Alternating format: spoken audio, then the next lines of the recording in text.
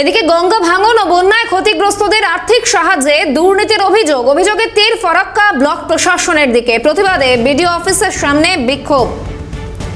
গঙ্গা ভাঙন এবং বন্যায় ক্ষতিগ্রস্তদের আর্থিক সাহায্যে দুর্নীতির অভিযোগ।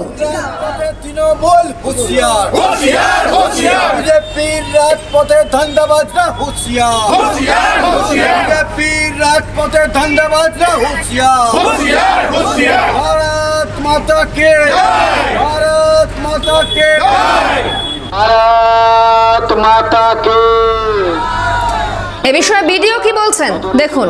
রিল্যাক্স ভাবে নিয়ে তো আমাদের কোনো ব্যাপার নাই, কিন্তু ব্যাপার হলো যে আমরা এই লিস্টটা অলরেডি মার্কেটে ছিল, আপনারাও জানেন যে এর আগে হয়েছে।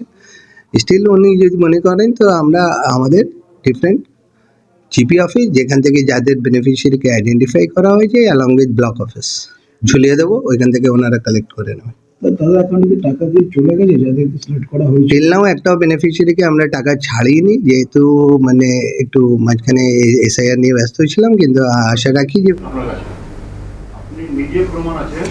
এদিকে বিষয়ে বিজেপির তরফে কি প্রতিক্রিয়া মিলেছে দেখুন।